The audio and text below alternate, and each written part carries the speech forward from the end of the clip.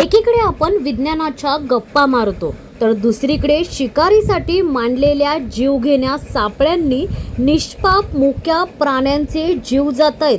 रायगड जिल्ह्यातील मुरुड तालुक्यातील वावडोंगी गावातील शेतकरी मधुकर रामा भुवड यांच्या बैलाचा शिकाऱ्यांच्या गावठी बॉम्बने अक्षरशः जबडा फाडलाय. ही केवळ दुर्घटना नसून क्रूरतेचा कळस आहे. मुलाप्रमाणे जपलेल्या बैलाची ही अवस्था पाहून आज संपूर्ण गाव ढसाढसा रडत आहे. उन्हाळ्याच्या झळांमुळे रानात चारा शिल्लक नसल्याने जनावरे जंगलाच्या दिशेने जात आहेत. याचाच फायदा घेत शिकारी जंगली प्राण्यांसाठी रानात गावठी बॉम्ब पेरून ठेवत आहेत.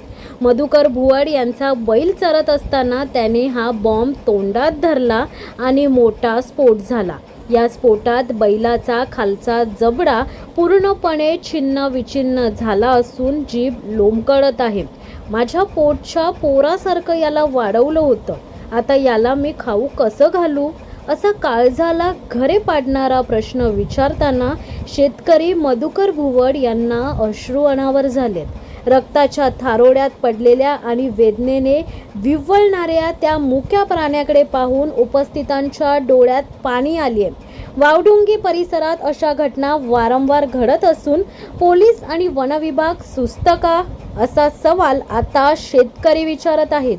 तक्रार करूनही ठोस कारवाई होत नसल्याने शिकारी मोकाट फिरतायत. याला कुणाचे अभय आहे का? या गावठी बॉम्ब तयार करणाऱ्यांवर आणि जंगलात पेरणाऱ्यांवर कठोर कारवाई का होत नाहीये? शेतकऱ्याची सुरक्षितता कुठे आहे? जर उद्या एखादा माणूस किंवा लहान मूल या बॉम्बला बळी पडले तर प्रशासन जाब देणार का? रायगड जिल्हाधिकारी आणि पोलीस अधीक्षकांनी या घटनेची गंभीर दखल घेऊन तात्काळ दोषींना बेड्या ठोकाव्यात.